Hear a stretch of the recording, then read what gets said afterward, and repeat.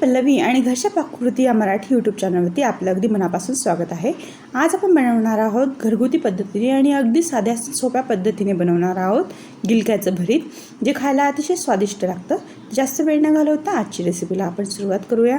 या ठिकाणी मी स्वच्छ असे गिलके धुवून घेतलेले आहे। त्याच्यावरची जी साल आहे ती संपूर्ण साल काढून घ्यायची आणि त्यांना अशा पद्धतीने कापून घ्यायचं आहे।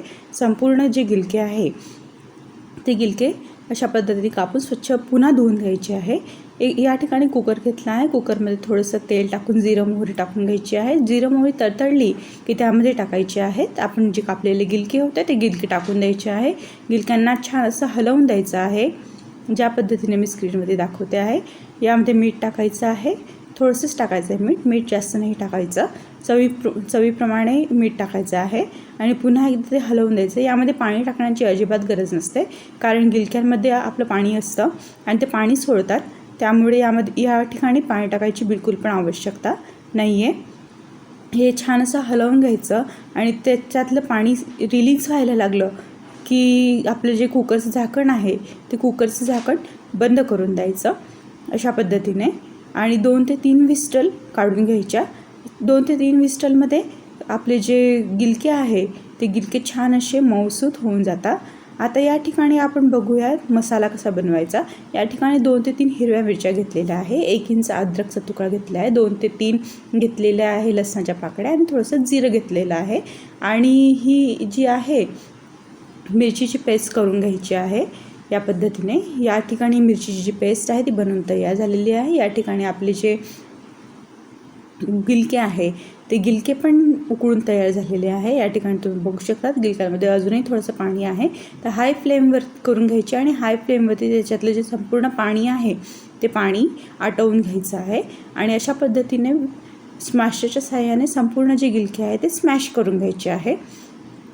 संपूर्ण गिलके छानसे स्मॅश करून घ्यायचे आहे अशा पद्धतीने, ज्या पद्धतीने मी तुम्हाला स्क्रीनवरती दाखवते आहे। आणि या ठिकाणी तुम्ही बघू शकता आपला जो गिलक्यांचा गुदा आहे तो तयार झालेला आहे।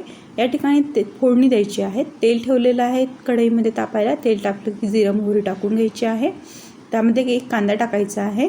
कांदा पण छान असा फ्राय करून घ्यायचा आहे या पद्धतीने, ज्या पद्धतीने मी तुम्हाला स्क्रीनवरती दाखवते आहे। थोडंसं टाकायचं आहे हिंग चवीनुसार आपल्या आवडीनुसार आपण टाकू शकतो ना। तुम्हाला आवडत असेल तर तुम्ही स्किप पण करू शकता, पण हिंग टाकल्याने काय होतं आपल्या पोटातले जे जंत असतात ते मरून जातात आणि खायलाही टेस्ट खूप छान लागते। अशा पद्धतीने टाकून घ्यायचं आहे आणि छान असं हलवून घ्यायचं आहे आणि कांदा पण तेलामध्ये छान असा फ्राय करून घ्यायचा आहे। या ठिकाणी थोडंसं कढीपत्ता टाकून घ्यायचा आहे। कढीपत्ता ऑप्शनल आहे, कढीपत्ता छान अशी टेस्ट येते म्हणून कढीपत्ता आवर्जून टाकायचा आहे। आणि या ठिकाणी आपण जी मिरचीची पेस्ट होती ती मिरचीची पेस्ट घेतलेली आहे। या ठिकाणी तुम्ही लाल मिरची पण टाकू शकतात, पण मिरचीची पेस्ट टाकल्याने अजून जास्त चव येते।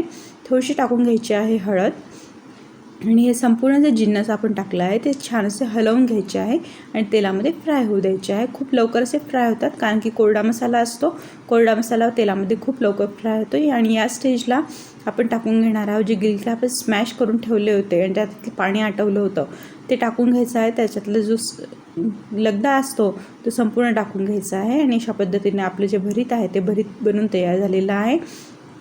थोडंसं या ठिकाणी कोथिंबीर टाकलेलं आहे, छान असं ताजा कोथिंबीर टाकायचा, कोथिंबीरीने खूप छान चव येते। आणि या ठिकाणी तुम्ही थोडंसं मीठ पण टाकू शकतात। मीठ आपण आधी पण टाकलं होतं, त्यामुळे मीठ टेस्ट करून टाकायचं, जास्त मीठ व्हायला नको। तर ही होती आजची आपली रेसिपी आवडली असेल तर व्हिडिओला एक लाईक नक्की करा। चॅनलवरती नवीन असाल तर चॅनलला सबस्क्राईब करून बेल आयकॉन पण हिट करा, जेणेकरून तुम्ही सगळे व्हिडिओज बघू शकता। जास्तीत जास्त शेअर करा। पुन्हा भेटूया नवीन रेसिपीसोबत आणि कशी वाटली आजची रेसिपी मला पुन्हा कमेंट करून पुन्हा सांगा। पुन्हा भेटूया नवीन रेसिपीसोबत, तोपर्यंत बाय बाय।